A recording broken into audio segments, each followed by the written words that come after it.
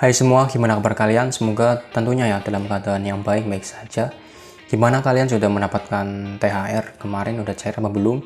Dan sudah persiapan nih buat mudik lebaran tahun 2023. Tentunya sebelum mudik harus mempersiapkan mental ya, persiapan mental, kesehatan, pola tidur, dan safety-safety yang lain. Sehingga proses mudiknya teman-teman itu bisa lancar sampai ke tempat tujuan teman-teman. Semoga dimudahkan dan dilancarkan.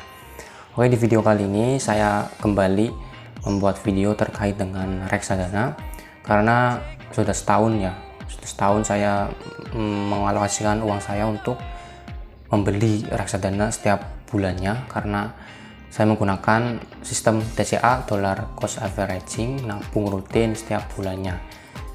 Tentunya bukan hal yang mudah ya buat saya ataupun teman-teman mungkin yang literasi terkait reksadana itu masih minim, tentunya belum percaya dan sebagainya terkait uang kita nih kalau dialokasikan di reksadana aman atau tidak. Karena saya sudah banyak membaca dan literasi dan sebagainya, sehingga saya memberanikan diri untuk membeli reksadana setiap bulannya untuk tujuan investasi saya dana darurat. Dan untuk tahun ini dana darurat saya sudah terkumpul teman-teman, alhamdulillah. Dan dana darurat saya itu disesuaikan dengan pengeluaran saya ya. Pengeluaran saya itu setiap bulannya 3 juta. Saya hidup tinggal di daerah Bekasi, saya bekerja di salah satu perusahaan memproduksi alat berat. 3 juta pengeluarannya dan disesuaikan dengan status saya. Saya statusnya itu masih single. Jadi dana darurat yang harus terkumpul itu 6 kali pengeluaran bulanannya itu berapa. Jadi 6 kali 3 itu 18 juta dan udah terkumpul teman-teman, alhamdulillah. Saya bagi menjadi 2 ya, 50% nya itu saya simpen dana daruratnya di bank. Terus yang 50% nya lagi saya simpen di reksadana pasar uang, yaitu reksadana ya, intinya produk reksadana RTPU, reksadana pasar uang, dengan berbagai macam pertimbangan. Oke, karena pengalaman saya 1 tahun rutin dan konsisten membeli reksadana, dan karena banyak sekali teman-teman saya yang secara langsung ataupun secara chat ataupun komen dan sebagainya itu mempertanyakan beberapa pertanyaan yang mungkin bisa mewakili dari teman-teman nih yang masih ragu ataupun masih bingung ataupun belum tahu informasi lebih terkait reksadana. Hari ini saya akan membuat Q&A terkait reksadana. Dan ada beberapa pertanyaan yang akan saya jawab, dan ini menurut asumsi saya sendiri. Kalau misalkan ada kesalahan atau apapun bisa teman-teman perbaiki ataupun tulis di kolom komentar. Karena saya juga masih belajar, kita sama-sama belajar. Oke, pertanyaan yang pertama itu terkait jenis reksadana apa sih yang cocok buat pemula, dan tentunya itu budgetnya masih minim.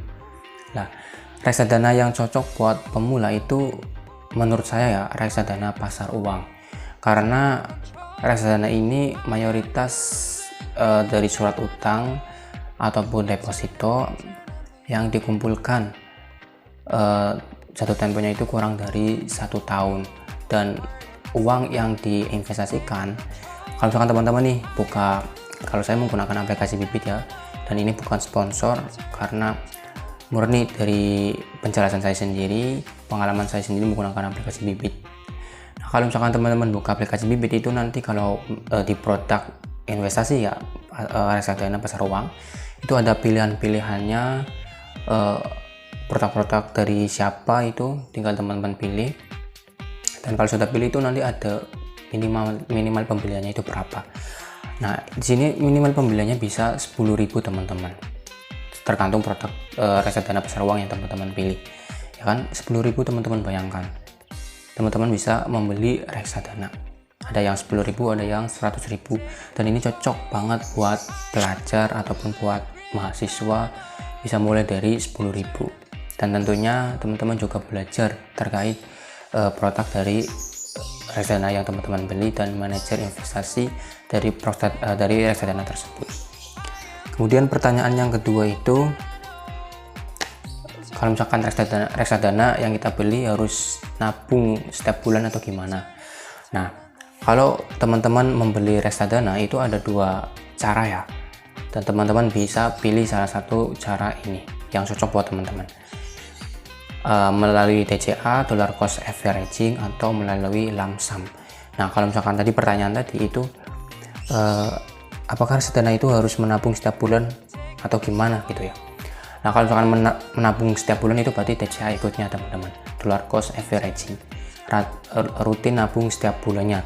Teman-teman mendapatkan uang mungkin dari orang tua yang mahasiswa, atau mungkin dari bisnis online, atau dari gaji dan sebagainya, disisihkan sekian persennya untuk membeli reksadana sesuai dengan tujuan teman-teman. Dan itu yang saya lakukan setahun ini untuk mencapai tujuan saya, yaitu dana darurat melalui DCA. Atau yang kedua itu melalui metode lump sum teman-teman. Jadi mengalokasikan uangnya itu secara langsung satu kali waktu ya. Bahkan teman-teman nih mendapatkan royalti ya ketika menulis buku, dan mendapatkan royalti, dan uangnya itu kan dalam jumlah yang besar ya, dan teman-teman langsung membeli reksadana seketika itu. Nah, itu metode lump sum. Nah, kenapa saya tidak menggunakan metode lump sum? Ya karena nggak ada uangnya, ya kan. Karena saya nggak ada uangnya, uangnya terbatas, budgetnya terbatas. Jadi saya lebih memilih opsi yang kedua, yang ke satu, DCA, dollar cost averaging. Dan itu sesuai dengan teman-teman ya mau pilih yang mana. Kemudian pertanyaan yang ketiga ya. Nih, kalau misalkan nih reksadana pasar uang itu kan jatuh temponya 1 tahun. Kalau misalkan lebih dari 1 tahun itu gimana? Nah, kalau reksadana itu memang jatuh temponya, reksadana pasar uang jatuh temponya itu kurang dari 1 tahun. Kalau misalkan lebih itu gimana? Nah, ini nggak masalah ya teman-teman. Kalau misalkan teman-teman menyimpan uangnya itu sudah lebih dari 1 tahun, itu nggak masalah teman-teman. Dan itu malah justru lebih baik, ya kan? Karena tentunya teman-teman akan mendapatkan return yang jauh lebih besar, ya kan. Nah, kalau di reksadana pasar uang itu returnnya itu 5-7% ya, nggak lebih dari itu. Dan perlu diperhatikan teman-teman, harus lihat returnnya itu seberapa. Kalau misalkan ada yang menawarkan lebih dari 10% dan lain sebagainya, jangan dipilih teman-teman. Barangkali itu menjadi investasi bodong, karena reksadana itu 5-7%, ya kan. Kalau misalkan lebih nggak masalah teman-teman, lebih dari 1 tahun itu teman-teman akan mendapatkan return yang jauh lebih besar, ya kan. Kalau misalkan teman-teman butuh nih, belum 1 tahun teman-teman butuh, tinggal dicairkan aja, ya kan. Rekening teman-teman tinggal dicairkan, dan itu akan cair dalam waktu sampai 1-7 hari di hari kerja ya, paling cepat 3 hari ya. Saya mencairkan pernah itu 3 hari sudah masuk ke rekening teman-teman, ya kan. Jadi nggak masalah teman-teman. Kemudian pertanyaan yang keempat, nah ini investasi yang cocok buat mahasiswa itu apa? Nah, kalau buat mahasiswa tadi ya bisa mulai dari reksadana pasar uang, karena produknya itu deposito, kumpulan surat utang yang jatuhnya kurang dari 1 tahun ya, jatuh temponya, dan bisa dimulai dari budget yang 10.000. Itu bisa cocok banget nih buat teman-teman yang mahasiswa. Kalau misalkan sudah rutin nih 10.000 setiap bulan, dan sudah habitnya sudah terbangun, kemudian teman-teman lebih paham nih reksadana itu apa aja, boleh ditingkatkan budgetnya sesuai dengan kebutuhan teman-teman. Nah, lagi ya pertanyaan yang kelima. Nah, ini nih pertanyaan yang sering ditanyakan.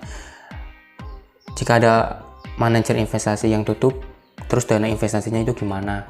Nah, kalau misalkan kita beli reksadana terus pilih manajer investasi, dan manajer investasinya itu tutup, dana kita itu aman teman-teman, karena manajer investasi itu hanya mengelola dana kita untuk dialokasikan untuk apa, untuk misalkan untuk surat utang, untuk deposito, untuk saham dan lain sebagainya. Itu yang mengelola manajer investasi.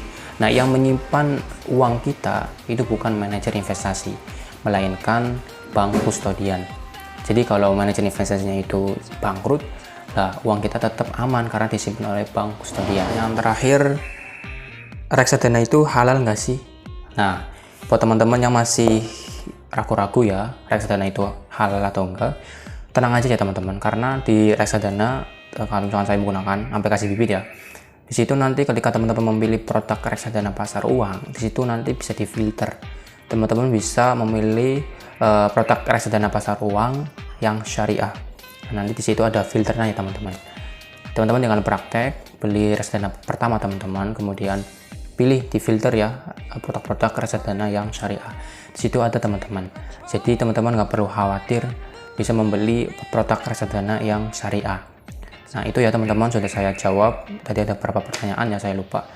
Nah semoga teman-teman bisa kebantu ya informasi yang saya berikan, dan tentunya teman-teman bisa memulai reksadana ya, membeli reksadana.